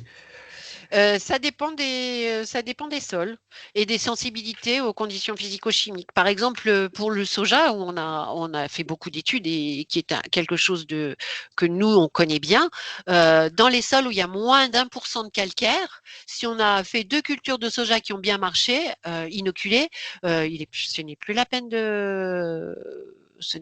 de réinoculer. On peut revenir 20 ans après, c'est même pas la peine d'inoculer. Par contre, s'il y a plus d'1% de calcaire, l'espèce principale qui nodule le soja est sensible au calcaire. Et donc, là, il faut réinoculer pratiquement tous les ans. C'est pour une D'accord. sécurité. Une Donc, ça deuxième et dépend. dernière question. Tu as parlé de l'effet de l'azote sur la nodulation tout à l'heure. Ouais. Donc, il y a effectivement un essai que vous avez mené là-dessus. Est-ce que tu peux en dire deux mots entre 30 secondes et une minute? Oui, alors là, c'est pareil, les légumineuses, il y a des souches, selon les légumineuses, on sait qu'on peut augmenter les doses d'azote sans qu'il y ait d'effet, en particulier la févrole, elle continue à fixer avec des doses d'azote très importantes. Par contre, il y a d'autres plantes qui sont très sensibles à l'azote. Là, quand nous, on a utilisé, on a fait 3 points de gamme, hein, on a regardé ce qui inhibait fortement, par exemple, le poids. Et nous, à la dose intermédiaire, qui représentait déjà quand même pas mal d'azote, on a eu un bénéfice de l'inoculation, mais pour les plus fortes doses, on a une nodulation, mais on n'a plus vu de différence entre inoculé et non inoculé, aux très fortes doses. Mais aux doses Et les très fortes intermédiaires. doses, c'était Alors, de ça l'équivalent de correspond. combien en Alors, unités d'azote par hectare? je crois que c'était Kilo d'azote l'équivalent. par hectare, pardon. Je vous l'avais dit, mais là, Je crois que c'était autour 250 de. à 300 Ah kilos. oui, c'est ça, c'est ça. Au moins 300 kilos. Ouais, d'azote hectare. Voilà. Et ce qui suffit à inhiber la nodulation chez le pois. Et ce qui n'était pas le cas pour le coup Ce qui n'était avec les pas le souches cas, pour le parce blabla. qu'elles avaient nodulé, mais on ne voyait plus de différence De sur la matière biomasse. sèche de Mm. biomasse, oui. Alors que la dose en dessous, la dose intermédiaire, eh bien, on voyait le bénéfice de la fixation. Et la dose intermédiaire était, je crois, entre Bah, 150 et 200 kilos hectares. voilà. Mm. Bon. Bon, ça fait partie des, comment dire, des livrables qu'on reprendra peut-être et qu'on mettra en ligne sur un site internet. Voilà. Mm. Merci. Euh, on est dans les temps. Donc, on va maintenant passer comment dire, au travail qui a été fait par Adèle, puis ses collègues et également Silver, sur comment la transformation des analyses de valeurs chimiques qui ont été faites sur le pool des échantillons qui ont été envoyés au laboratoire. Donc, c'est le laboratoire Géant Service hein, qu'on a choisi, puisque c'est ce laboratoire qui nous a fait l'offre la plus intéressante pour faire des analyses chimiques de composition des fourrages. Et donc, Adèle va nous présenter cet aspect-là. Voilà. Donc, Cécile, Baptiste, il faut que tu départages. C'est ce que Et j'ai fait Adèle, normalement. J'ai d'accord. départagé. Et Adèle, si tu peux prendre la main. Alors, bonjour à tous. Parfait. Normalement, c'est bon. C'est parfait. Parfait. Alors, on va vous faire une présentation à 3 voix, en fait, avec Sabrina et Silver, parce que nos diapositives sont un peu mélangées.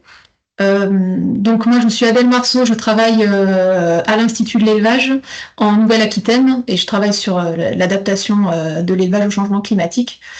Et dans le projet, j'ai travaillé sur la valorisation des valeurs chimiques qui sont ressorties du projet pour les transcrire en valeurs alimentaires et pour voir ce que ça donne quand on donne ça à manger à une vache. Et je vais laisser Sabrina se présenter également et démarrer. Bonjour, donc moi Sabrina Riali, je travaille à la Chambre d'agriculture des Pays de la Loire, basée à Angers. Donc je suis conseillère agronomie et j'occupe aussi un poste de chargée de projet depuis récemment et donc depuis peu sur le projet Tropico.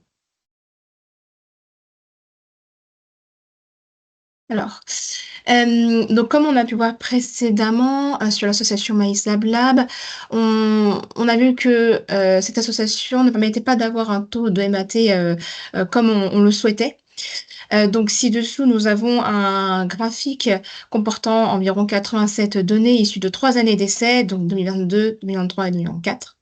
Et donc, il faut savoir que chaque point, ça équivaut à une microparcelle ou une bande d'essai chez un agriculteur sur ces 3 années.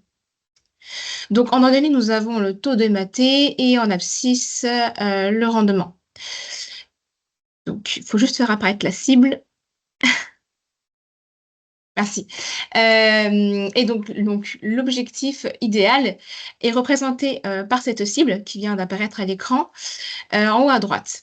Et donc, comme vous pouvez le constater, tout simplement, c'est que le nuage de points est assez loin de cette cible et que cela nous permet de nous rendre compte qu'il n'y a pas une corrélation directe entre le MAT et le rendement. Et également, nous avons vu que 65% de l'échantillon était entre 10 et 15% de MAT, quel que soit le rendement. Et donc, en effet, les résultats sont assez décevants finalement concernant la MAT, car ils ne dépassent pas les 2 tonnes de matière sèche par hectare et les 15% de MAT. Du coup, avec ces valeurs-là, donc dans le projet, on a récolté tout un tas d'échantillons. Donc la méthode suivie, c'est on a récolté le fourrage associé au champ et on a trié. Donc on séparé le maïs d'un côté, le lab de l'autre. Les 2 parties ont été pesées séparément en brut. On a prélevé les échantillons pour le laboratoire et le laboratoire nous a fourni une composition biochimique, c'est-à-dire taux de MAT, taux de matière sèche, digestibilité de la matière organique et d'autres. Et donc, avec aussi le taux de matière sèche, on a pu recalculer le rendement en tonnes de matière sèche hectare, qu'on a extrapolé avec la surface de l'essai.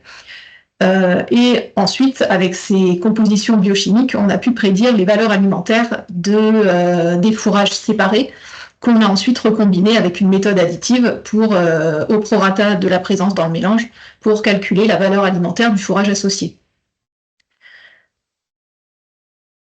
Donc, le premier graphique qu'a présenté Sabrina et qui fait écho à ce qu'a présenté Silver aussi tout à l'heure, c'est que on a un taux de MAT qui n'est pas à la hauteur sur le terrain de ce qu'on a pu observer dans la biblio ou en laboratoire. Et de plus, on n'a pas réussi à obtenir un rendement qui permette d'améliorer sensiblement la valeur alimentaire d'un fourrage associé. Donc, vous voyez ici les valeurs alimentaires des fourrages séparés. Donc, comment on a obtenu cette valeur pour le lab-lab? Alors, pour le maïs, c'est assez simple. On a des équations de l'INRA qui sont très robustes sur le maïs. Donc, on a les compositions biochimiques. L'INRA qui a une équation pour transformer ça en critères qui sont valorisables dans un rationneur. Et voilà, qui donne un maïs assez classique. Il n'y a pas trop de surprises sur la valeur du maïs sur les témoins du projet. En revanche, pour le lab, il n'y a pas d'équation spécifique à l'INRA, donc on a dû détourner une autre équation, ce qui se fait assez couramment dans ce genre d'exercice, parce qu'il n'y a pas une si grande exhaustivité que ça d'équations de l'INRA. Et donc on a utilisé l'équation luzerne, donc voilà, une équation légumineuse, 100% luzerne, premier cycle, stade végétatif. et en ensilage coupe directe, voilà, brin court sans conservateur. Donc on a pris ces paramètres-là. On a utilisé les compositions biochimiques des échantillons de LabLab et on a utilisé ces paramètres pour sortir les valeurs alimentaires du LabLab. Donc ce qu'on peut voir en comparant les deux, c'est que la valeur énergétique qui est représentée par les UFL est inférieure au niveau du LabLab que du maïs, ce qui est tout à fait logique, hein. Il n'y a pas de grains, il n'y a pas d'amidon dans le LabLab. Et un encombrement aussi qui est représenté par les UEL, qui est unité d'encombrement laitière, qui est plus importante que pour le maïs. C'est aussi en lien avec l'absence de grains et le fait que ce soit un fourrage qui soit plus fibreux et qui est aussi lié au taux de matière sèche, vous voyez, qui est assez faible parce que c'est une légumineuse, il y a plus d'eau. Et donc, c'est plus difficile à ramener à un taux de matière sèche équivalent au maïs. Et donc, plus un fourrage est riche en eau, moins il y a de matière sèche ingérée aussi. Donc ça fait que à quantité distribuée et équivalente, la vache va manger moins de LabLab que de maïs. Ensuite, on applique les rendements moyens de l'association du projet, donc c'est-à-dire une tonne 6 de LabLab et 11 tonnes de maïs. Et du coup, par méthode additive, on obtient la valeur alimentaire de notre association. Et donc, on peut constater que quand on met côte à côte la valeur du maïs et la valeur de l'association, on ne voit pas de différence significative. Donc on baisse un peu en énergie, on baisse en encombrement. On remonte un petit peu la BPR qui correspond à l'azote soluble dans le rumen, donc l'azote qui est valorisé au niveau du rumen, donc pour lequel le maïs est déficitaire. Et alors que le LabLab, lui, va rapporter un petit peu d'azote soluble. Mais en termes de... c'est difficilement significatif. Et donc ensuite, je vous présenterai des résultats d'exemples de ration. Mais je vais avant laisser Silver présenter la partie sur des essais vaches fistulées qui ont été faites pour affiner la digestibilité de tout ça. Oui, merci Adèle. Donc en effet, avant de passer sur de la ration, il y avait une action qui était sur des essais INSACO de co-ensilage. L'idée était de se dire, on a analysé les deux paramètres ensemble, on les rassemble, mais entre ce qu'on produit au champ et ce qu'on donne aux animaux, il y a aussi une phase d'ensilage, de conservation, et on peut avoir une interaction entre les deux fourrages à la conservation. Avec d'un côté un LabLab souvent plus humide qui peut peut-être avoir un intérêt dans la conservation et notamment la dégradabilité de l'amidon, un effet plutôt positif. Un amidon trop sec et récolté trop tard serait moins disponible, donc avec un fourrage plus humide, peut-être qu'on l'améliorerait. Ça, c'était l'hypothèse de départ. Et d'un autre côté, un fourrage riche en azote comme le LabLab, sur lesquels habituellement on connaît une solubilisation de l'azote quand on les conserve, associé à un maïs qui se conserve très bien et qui fermente très bien, potentiellement une meilleure conservation de l'azote et disponibilité par la suite. C'était un peu les deux facteurs qu'on souhaitait aller regarder au travers notamment de cet essai-là. Et du coup, Adèle, désolé, j'étais un peu... Pardon. Ouais, pas de souci. Et donc, on a mis en place un essai INSACO. L'essai INSACO, en gros, va regarder la dégradabilité de différents paramètres. L'amidon et l'azote, c'est la méthode de référence. Regarder à quelle vitesse se dégradent dans le rumen uniquement ces deux éléments-là du fourrage, mais également la matière sèche et donc la quantité de fourrage complète.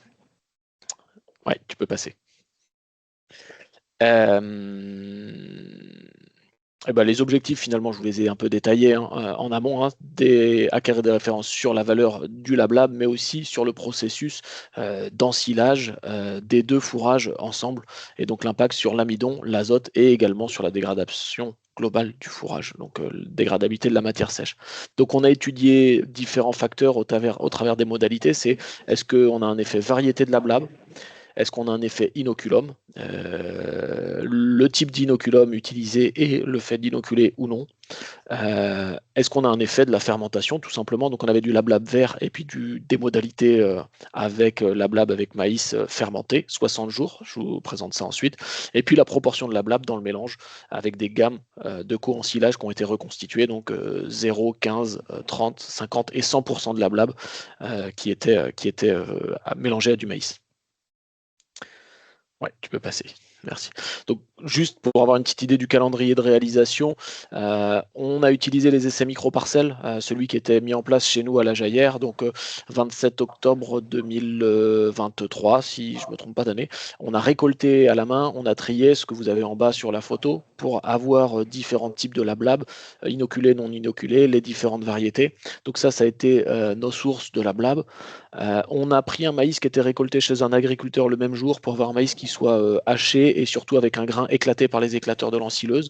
Et tout ça, ça nous a permis de reconstituer nos différentes modalités dans les bocaux que vous pouvez voir en dessous, les bocaux bleu parfait. On remélange nos différents ensilages comme on les souhaite, on les ferme hermétiquement et on les met à fermenter 60 jours.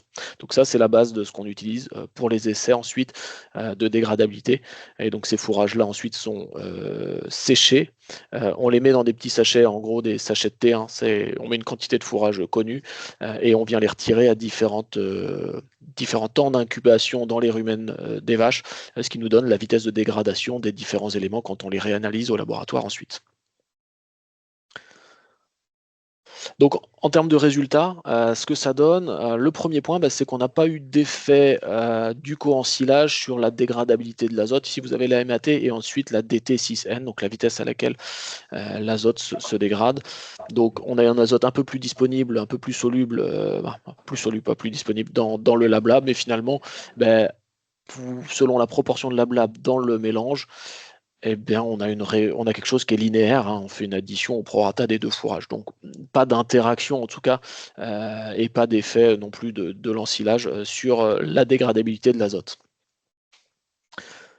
Sur la DT amidon, on s'attendait à avoir un effet plutôt favorable par le fait d'avoir quelque chose un peu plus ramener un peu d'humidité, de matière, enlever un peu de matière sèche dans le fourrage global. Et finalement, on a eu plutôt l'effet inverse. Donc, on n'a pas d'amidon dans le lablab, donc on n'a pas de DT amidon. Mais le fait d'associer du lablab, en fait, ce qu'on voit, c'est qu'on a une DT amidon qui chute. Ce à quoi on s'attendait pas, on s'attendait plutôt à avoir éventuellement une hausse si on avait un effet.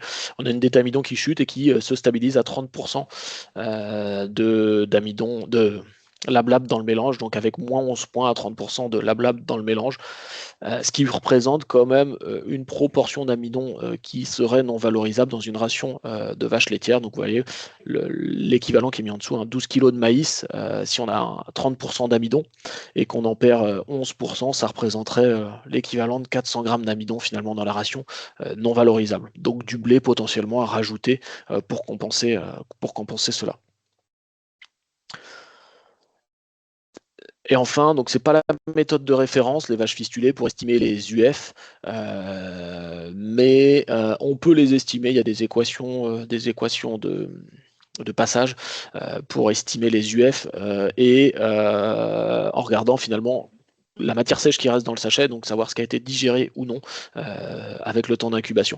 Donc ce qu'on voit, c'est qu'on a une valeur UFL qui est un petit peu supérieure à ce qu'on pouvait avoir dans les tables INRAE auparavant, mais qui est inférieure au maïs.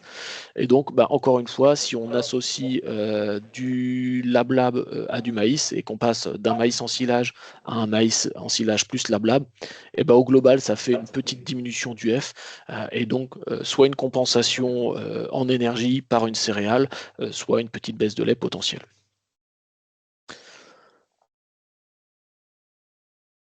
Donc, en résumé, si on doit, sur cet essai-là, sur la digestibilité du lablab, donc elle est inférieure à celle du maïs, mais supérieure à ce qu'on avait dans les tables INRAE.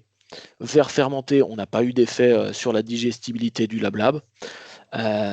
Sur le co-ensilage, on n'a pas eu d'effet sur la dégradabilité de l'azote, mais on a eu un effet négatif sur la DT amidon et donc potentiellement un effet négatif sur la valorisation de l'amidon dans les rations par la suite.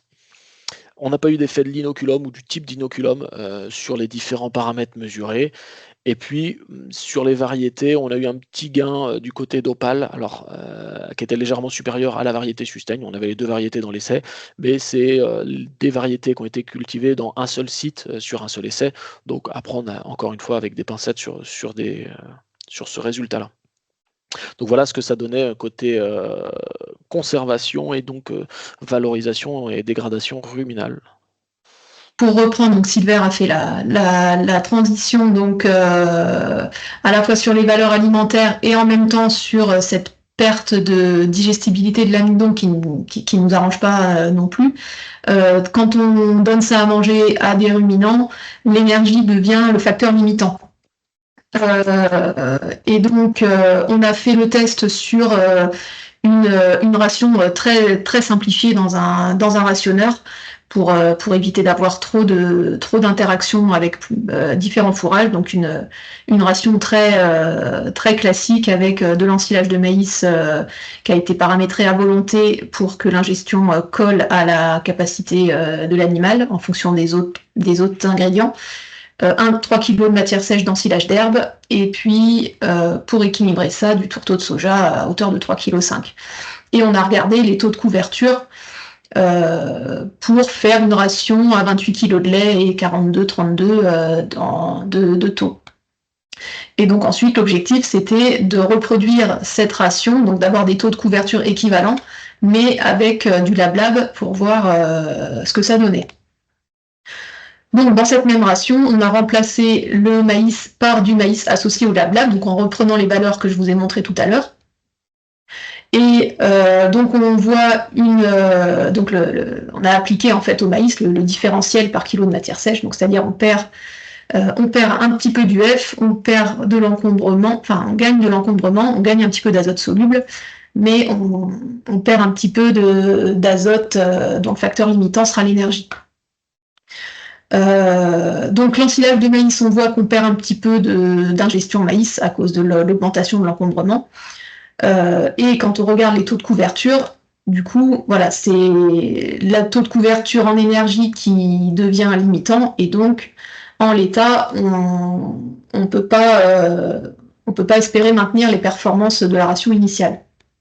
Et on voit par contre un léger gain sur l'azote soluble, donc, qui est donc les 112% de couverture PDIN ou BPR selon le système que vous utilisez, mais en l'occurrence ça changerait pas le message de fond. Mais du coup, le problème c'est que si ça pourrait permettre théoriquement d'enlever un petit peu de correcteur, vu qu'on a un petit peu plus d'azote soluble que dans la ration initiale. Mais le problème, c'est que le tourteau de soja apporte aussi de l'énergie. Donc si on enlève du correcteur, on aggrave le déficit énergétique à moins de rajouter de la céréale. Donc c'est ce qu'on a essayé de faire dans un second temps, c'est de voir parce que voilà, l'objectif, c'est quand même de réduire le correcteur azoté au final. Donc, le meilleur compromis qu'on a trouvé pour retrouver des équilibres similaires à la ration initiale, ça a été donc en réduisant le soja de 300 grammes par vache et par jour, pour retrouver le même équilibre sur l'azote soluble, donc pour avoir ce gain de correcteur azoté. Mais du coup, pour compenser le déficit énergétique, on est obligé de rajouter 1 kg de blé pour compenser l'énergie perdue par la valeur du maïs, la baisse de l'ingestion, et aussi parce que quand on met du concentré, le concentré, c'est pas gratuit en plus, c'est aussi de l'ingestion de maïs en moins. On le voit, l'ingestion de maïs baisse en conséquence de l'augmentation du concentré. Donc du coup, c'est un peu le serpent qui se mord la queue, on rajoute du concentré, donc on perd du maïs, donc il faut rajouter encore du concentré pour compenser les UF du maïs en moins, et ça n'en finit pas. Et du coup, on n'a pas souhaité changer les autres paramètres de la ration, parce que l'objectif, c'était de garder la même ration, mais juste remplacer le maïs par du maïs associé. Donc l'incidence annuelle calculée sur un troupeau de 80 vaches laitières pour donner des ordres de grandeur. Donc du coup, avec la deuxième ration, la dernière ration que je vous ai présentée en bas à droite, il y a moins de maïs ingéré. Donc théoriquement, ça libère de la surface. Vu que les vaches en mangent moins, il y a besoin de cultiver moins d'hectares. Donc on part d'une situation à 14,3 kg de matière sèche. Si on multiplie par 80 vaches sur l'année, ça nous fait un besoin annuel de 420 tonnes de matière sèche de maïs. Avec l'ingestion finale, on a besoin on n'a plus besoin que de 400 tonnes. Sauf qu'on a vu aussi que le rendement était impacté par l'association. Et donc, si on fait nos 418 tonnes avec un rendement du témoin maïs de 14 tonnes 3, ça nous fait 29 hectares de maïs. Mais si on n'a plus un rendement que de 12 tonnes 8, on a besoin de 30 hectares. Donc au final, malgré la baisse d'ingestion, la surface en maïs nécessaire augmente à cause de la baisse de rendement liée à l'association. Et donc ensuite, il reste à calculer l'écart sur les concentrés. Donc 1 kg de blé à l'année sur un troupeau de 80 vaches, ça représente 29 tonnes. Donc soit acheter, soit mobiliser 2 hectares à 60 quintaux ou plus, peu importe. Et 200 grammes de tourteaux de soja à l'année, ça représente 6 tonnes de tourteaux de soja économisés. Donc on voit les ordres de grandeur, ça dépend beaucoup du coup du type de système. Un système qui produit ses céréales, ça va être il va pas avoir un coût de production du blé ça va lui coûter moins cher de produire son énergie. Par contre, s'il faut acheter la céréale à prix coûtant à 220 € la tonne ou plus, si c'est livré et transformé, le gain économique est vraiment difficile à trouver.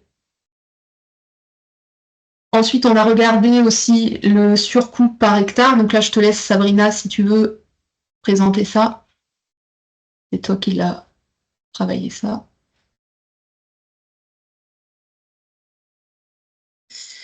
Donc oui, en effet, donc on a fait ce tableau pour comparer. Donc on a une première ligne avec le poste semis, où on a répertorié le coût des semences de la blable, le coût de l'inoculum, les coûts de semences du maïs, sachant que du coup, on a moins 15% lorsqu'on fait l'association en moyenne, et ainsi que le travail supplémentaire. Parce qu'en fait, il faut savoir que lorsqu'on fait un semis avec cette association, il y a forcément du temps en plus à consacrer au semis. D'ailleurs, l'agriculteur qu'on va interviewer par la suite va bien nous le représenter. Et donc, tous ces postes-là, donc en tout, par rapport à un maïs seul, on a 15 minutes de travail supplémentaire qu'on a compté avec 20 € de l'heure, moins 15%, on va dire, sur la densité de maïs. Et le reste, on rajoute évidemment le coût de la semence de la blable. Auquel on ajoute la seule variable qui va changer, c'est aussi à la récolte. Donc on a compté aussi un travail supplémentaire qui est assez variable selon l'organisation qui va être en entreprise. Mais en moyenne, on a ajouté 40 minutes de plus, ce qui est non négligeable. Donc voilà, donc à 20 € de l'heure. Les autres postes, on les a pas ajoutés puisque par rapport à un maïs seul, en fait, il n'y a pas d'autres choses qui pourraient changer. Et donc, on arrive à un solde de 95 € par hectare, donc un surcoût de 95 € par hectare.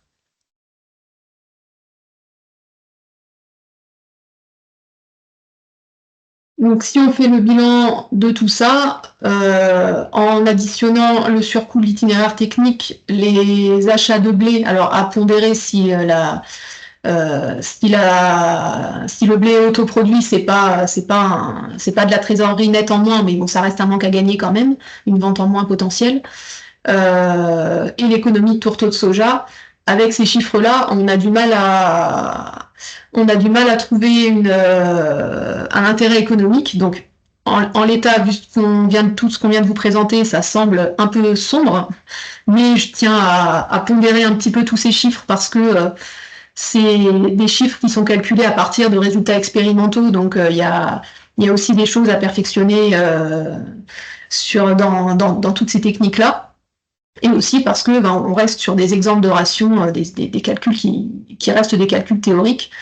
Et on voit aussi, et ça sera l'objectif de la séquence suivante, que dans les zones notamment les zones avec des très bons potentiels en maïs, on arrive à avoir des résultats beaucoup plus intéressants que ça. Et donc, voilà, le témoignage qui va suivre va permettre de pondérer tous ces chiffres un petit peu déprimants. Et donc, je pense que j'en ai terminé. J'ai vu qu'il y avait des questions qui étaient arrivées sur l'acidité et le risque d'acidose potentielle. Alors, je suppose que c'est en référence avec le rajout de blé. Alors, sur la deuxième ration, effectivement, on rajoute du concentré. Maintenant, bon, sur une ration comme ça, moi, je suis pas trop inquiète sur les risques d'acidose, sachant qu'il y a 3 kilos d'ensilage d'herbe et que l'ensilage de maïs aussi bénéficie de la fibrosité du lablab. Donc ça joue aussi. Voilà, il n'y a pas non plus il y a 4 kg de concentré sur cette ration. C'est sûr que si on rajoute trop de blé, ça va poser problème, mais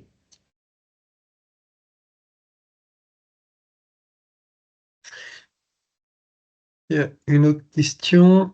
Quels effets sur les autres charges d'intrants éventuelles en termes de produits phytosanitaires et éventuellement sur les succédants de rotation, reliquats azotés, structure du sol? Donc, sur les aspects produits phytosanitaires, donc on va dire qu'il y a sur la conduite de l'association, on va simplifier par rapport à la conduite d'un maïs classique, hein. Donc souvent c'est une application de post-semis prélevé d'un herbicide racinaire et il n'y a pas beaucoup de choix. Donc ça veut dire qu'il faut forcément compléter avec des interventions mécaniques, hein. Donc du binage. Alors j'ai pas trop les stats en maïs, mais voilà, le binage n'est pas forcément systématique. Je pense qu'il y a 20-30% des surfaces en maïs qui sont binées aujourd'hui. Voilà. Et puis sur l'aspect reliquat azoté après la culture de l'association, on n'a pas fait de mesure aujourd'hui. La petite observation qu'on a faite, que quand on vient de récolter le maïs fourrage plus lablab, on peut avoir des repousses de lablab à hauteur de, en gros, 1 tonne de matière sèche. Donc, pas suffisant pour aller faire une récolte mécanique, mais qui peut être intéressant à valoriser en pâturage, soit avec des ovins, soit avec des troupeaux de génisses, donc sur, en gros, le mois de septembre, quoi. Voilà. J'ai vu que Silver avait rallumé sa caméra, si tu veux compléter. Non, j'avais rallumé éventuellement, mais j'ai rien de plus à ajouter, Olivier. C'est voilà ce que j'aurais partagé. Eh bien, je viens de répondre à la question de Baptiste Serbours. Est-ce que ça peut être envisageable de prendre en compte les repos de la blab après récolte, mais à faire pâturer? Donc, c'est vrai que là, aujourd'hui, dans le calcul qu'on a fait, on l'a pas chiffré, hein, mais bah, voilà, 1 tonne de matière sèche de fourrage avec 20% de matière sèche, je sais pas à combien on chiffre ça. En euros, ça va être du 60, 70 euros de la tonne, grosso modo. oui, s'il n'y a pas de charge de récolte, si c'est pâturé, ouais, c'est du temps de travail, mais c'est que du plus, c'est sûr, ouais. Bon. Je ne sais pas s'il y avait eu dans les essais, effectivement, par rapport aux reliquats azotés, si vous aviez regardé cet aspect-là, sur les reliquats, après les... Non, on avait évoqué le fait de positionner une culture de céréales sur les zones d'essai, mais après la question de se repositionner, de regarder sur les zones de maïs seul ou de maïs non inoculé et inoculé. Enfin voilà, avec comment dire, le fait d'emmener les résidus de récolte en dehors des zones avec le travail du sol, c'était trop complexe, donc on l'a pas fait, quoi. Et même des mesures de reliquat, c'est vrai que c'est des choses qui ont été évoquées, mais qui n'ont pas été mis en œuvre. Quelques diapos, un petit peu notre vision aujourd'hui, puisque le LabLab et le KOP, si on veut englober les deux, ce sont deux cultures qui sont nouvelles. Juste un mot pour Sémental, hein, nous on est semencier, principalement axé sur les fourragères, principalement développé en France, et notre credo, ça a toujours été de chercher comment on peut faire mieux, et on a amené le LabLab et le KOP sur première réflexion, de se dire comment on peut faire mieux pour améliorer la valeur alimentaire, la valeur protéique des maïs. Donc on est parti avec des cultures qu'on ne connaissait pas, donc c'est important d'avoir bien ça à l'esprit. Si j'arrive à passer à la diapo suivante. Ça, voilà. Puisque on a commencé, nous, les premiers travaux, finalement, il y a 7-8 ans. Donc, ça reste très récent à l'échelle du végétal, hein. Il y avait eu, effectivement, dans les années 50, quelques travaux autour du Lab Lab, mais c'était resté assez epsilon. Et sur la France, du coup, il y avait quasiment pas eu de développement. Donc, ben, quand on part de nouvelles espèces comme ça, ben, on part avec un itinéraire technique qui est vierge et qu'il faut peaufiner. Donc, on a travaillé de notre côté, on a travaillé avec Tropico là-dessus. Il y a plusieurs paramètres. Les dates de semis, c'est des choses aujourd'hui, on a acté que c'est une culture plutôt tropicale et qu'il ne faut pas la semer trop tôt. C'est-à-dire, on est plutôt sur des semis à partir de la fin avril. Ce sera très favorable en mai. Et il reste des positionnements aujourd'hui à étudier sur des semis de juin, voire de début juillet, sur des positionnements plutôt dérobés. Donc ça date de SMI. On a un cadre minimum qui est de se dire bah, fin mai, début juin, selon où on se situe en France, mais surtout pas avant.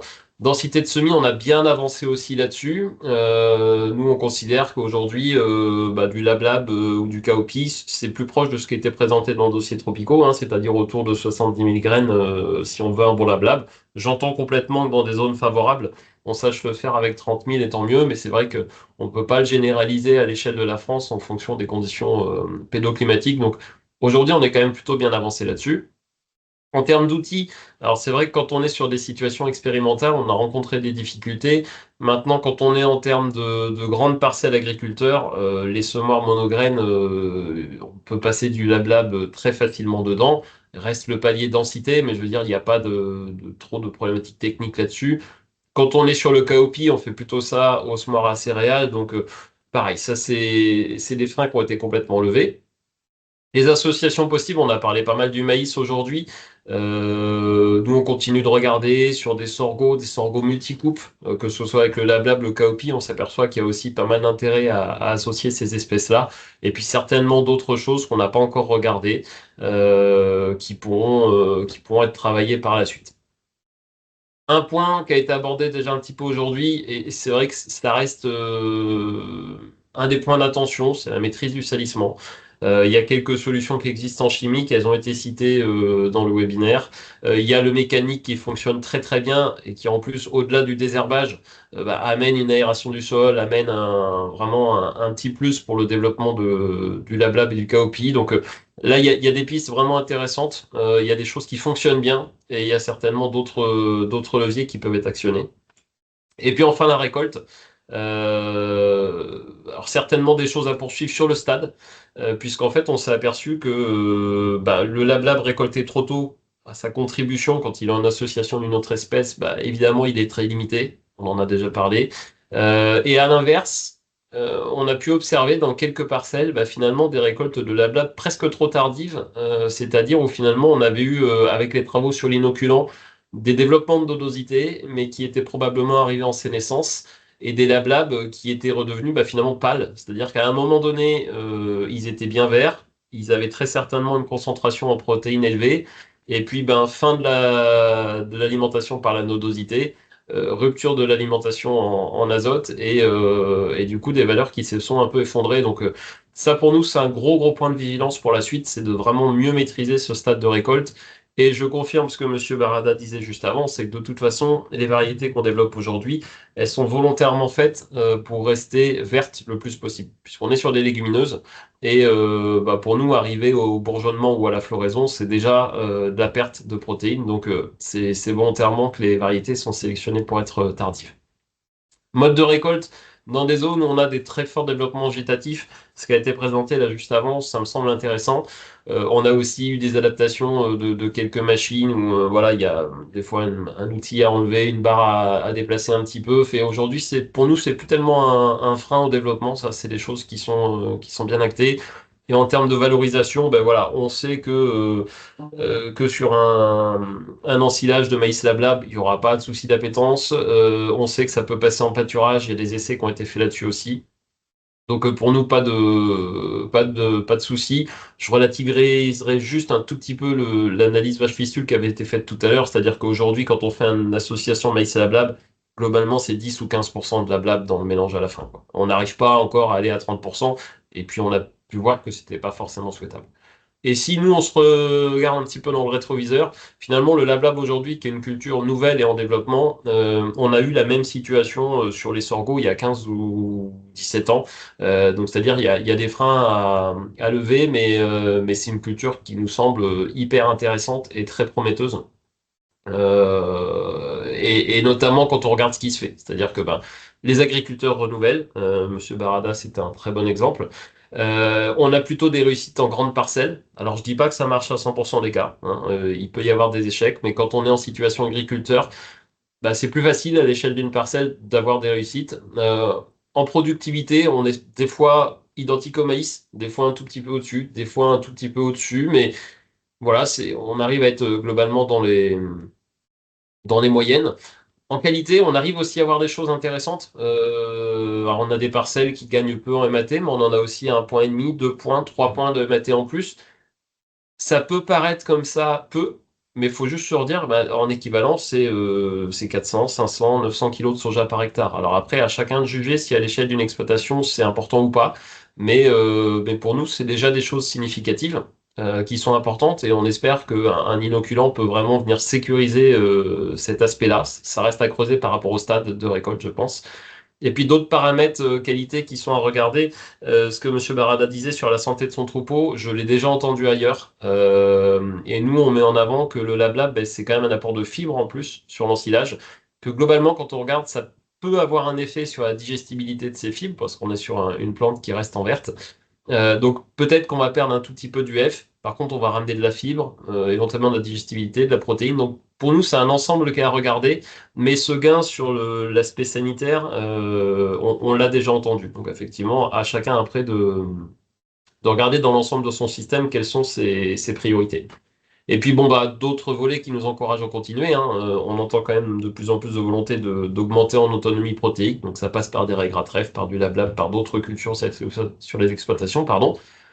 Un climat qui évolue, ça a été dit aussi tout à l'heure, hein. En 2022, on a eu un climat très très sec, très peu favorable au maïs, et par contre on a réussi à avoir des choses intéressantes sur les lab sur les cowpeas, ce qui nous encourage à continuer. C'est des cultures tropicales, donc elles vont beaucoup moins subir les sécheresses. Et puis des possibilités de poursuivre les travaux sur l'inoculation, donc c'est un dossier qu'on ne va pas laisser tomber. Donc on continue à y regarder. Par contre, on va effectivement orienter nos développements de manière un petit peu différente. C'est-à-dire qu'à court terme, on va se concentrer sur aller une grosse moitié, voire 2 tiers sud de la France, en sachant que dans cette bulle, on mettra un petit peu moins de, comment dire, d'intensité sur des zones un peu plus froides. C'est-à-dire que voilà, culture tropicale, ça fonctionne très très bien sur le quart sud-ouest. Et puis après, il y a des bassins où on a de très bons résultats aussi. Et plus on va aller vers des secteurs froids, plus effectivement les démarrages peuvent être compliqués. Les développements de plantes sont un peu moins exubérants. Et du coup, effectivement, on peut avoir un petit peu plus de déception à la fin. Et puis, on a possibilité aussi de poursuivre les travaux d'inoculant avec la souche CB1024. Et puis, comme je le disais, d'étudier des nouveaux positionnements, comme c'est le cas en sorgho, avec les sorgho fourragers. On a aussi eu des résultats intéressants avec les lablab en pur, des cowpeas en pur, en dérobé estival, pourquoi pas en couverts végétaux. Donc tout ça, c'est des choses qu'on va regarder. Et il y a eu la question tout à l'heure, les essais inoculants qu'on remet cette année, on va effectivement pousser jusqu'aux mesures de reliquat. On a fait des demandes un petit peu plus grandes pour ça, pour voir si bah, derrière on peut avoir un effet, à partir du moment où c'est une légumineuse, est-ce qu'on va pouvoir être capable d'avoir des reliquats azotés pour les cultures suivantes. Donc ça, c'est effectivement des choses qu'on va maintenir. Donc on poursuit avec le maïs. Et important aussi, c'est que on a bien vu que c'était pas forcément linéaire tous les résultats sur les valeurs alimentaires, donc on poursuit ce genre de choses. On maintient avec le laboratoire Germ Service pour être sur la continuité, bah, de bien suivre ces résultats et d'identifier bah, le plus possible les situations qui pêchent, essayer de comprendre qu'est-ce qui a bloqué, comment on fait pour que ça fonctionne dans un maximum d'endroits. Et 2025-2026, les variétés restent les mêmes. On a effectivement entendu parler de Rongai, Sustain, Opal. On a pu voir dans les essais que ce n'était pas forcément le premier critère de choix, c'est pas forcément là-dessus qu'il va y avoir le plus d'impact pour faire que ça va fonctionner ou pas. Donc on les connaît, on les maîtrise, on maîtrise leur approvisionnement, c'est des semences qui viennent de loin, donc c'est important de ne pas tout révolutionner d'une année sur l'autre. Donc on maintient ces positionnements et puis on continue de regarder d'autres légumineuses tropicales. Pour l'instant, il n'y a pas d'espèces qui se démarquent ou qui montrent un intérêt, mais c'est des choses sur lesquelles on reste systématiquement en veille. Voilà, et je pense avoir tenu le timing, Olivier.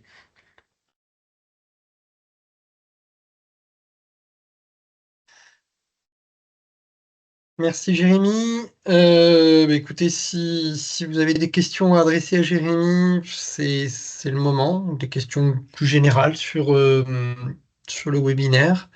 Alors, il y a quelqu'un qui pose la question, peut-on faire une distinction entre AB et conventionnel en termes de contraintes et d'opportunités? Alors, on avait dans les essais-bandes à la fois des essais en bio et en conventionnel. On va dire que la contrainte, en fait, en termes de désherbage est moins forte sur des conduites AB, puisque de toute façon, on fait du désherbage mécanique et que ça fonctionne bien. Après, quand on regarde, est-ce que ça produit plus, moins, est-ce que ça nodule plus, moins ou pas, entre le bio et le conventionnel, il n'y a pas forcément de choses très distinctes. La seule chose qu'on a vue, c'est qu'en 2022, année sèche, année où les herbicides ont provoqué des phytotoxicités passagères sur le maïs, et donc on avait du S-métolachlore. On voyait quand on faisait un lien, alors sur un tableau menace-opportunité, si vous voulez, que les situations désherbées avec des herbicides, on voyait moins souvent de nodulation efficiente que dans les situations où on faisait du désherbage mécanique. Mais voilà, peut-être combinaison stress climatique et stress herbicide combiné qui poserait problème sur la nodulation en 2022, mais on ne peut pas être catégorique, quoi. Voilà. Moi, je vois 3 points pour compléter 3 points sur la partie bio qui est intéressante. C'est que souvent, c'est des semis de maïs qui sont déjà un peu plus tardifs qu'en conventionnel. Donc, quand on veut l'associer avec du LabLab, c'est souvent plus favorable en termes de date de semis. Le désherbage, Olivier en a parlé. Souvent, c'est les gens qui sont équipés en mécanique. Donc, ça, le LabLab répond très bien. Et puis, un troisième point, c'est que des exploitations bio aujourd'hui qui sont dépendantes des achats extérieurs en protéines, c'est pas le cas de tous. Mais pour cela, voilà, le calcul économique, il n'est pas tout à fait le même que pour des agriculteurs en conventionnel. Donc ce serait plutôt des opportunités. Si d'autres collègues veulent compléter, Silver, Adèle, Sabrina. Et pour moi, en bio, ça changera pas non plus ça changera pas non plus le sujet de fond, si ce n'est peut-être en bio, c'est globalement des systèmes avec encore moins de maïs dans les rations. Et donc, encore plus de problèmes, c'est des éleveurs qui courent peut-être un peu plus après l'énergie encore que des systèmes maïs. Et donc, voilà, l'impact sur la valeur UF, même si ça peut être compensé sur la fibre et la digestibilité de la fibre, comme c'est des systèmes qui ont pas mal d'herbes. Donc, je pense que c'est plutôt une plante qui est amenée à se développer sur les systèmes conventionnels avec beaucoup de maïs dans la ration. Je vois Silver acquiescer. C'est ça, c'était ce que j'aurais pu ajouter éventuellement, mais rien de plus.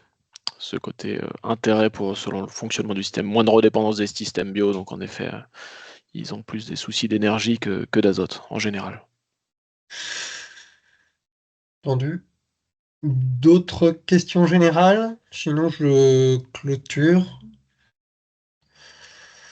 Donc, ce que je voulais vous dire, donc, c'est que donc, le webinaire fera l'objet d'un replay qu'on mettra à disposition donc, sur un site internet. Et donc, pour le coup, pour l'instant, c'est pas créé, mais on a donc sur un site sur lequel on met les livrables des thématiques que nous avons pu aborder dans différents projets. Je parle pour la Chambre régionale. On mettra sur un site qui s'appelle Agriconaissance. Donc, il y a une section protéines végétales où on mettra l'essentiel des livrables du projet Tropico. Donc aujourd'hui, il y a le méta-grain, il y aura d'ici l'été un onglet où il y aura les aspects liés aux associations Maïs Lab. Et donc on mettra de toute façon, vu que c'est un projet CASDAR, les ressources sur le site RD Agri. Voilà ce que j'avais à vous dire. Je voulais bien évidemment remercier l'ensemble des présentateurs, des participants. Voilà. Et puis, écoutez, il me reste à vous dire merci. Merci pour votre attention. Et puis, donc voilà, nous, en interne du projet, on va boucler ça d'ici la fin du mois de juin. Voilà.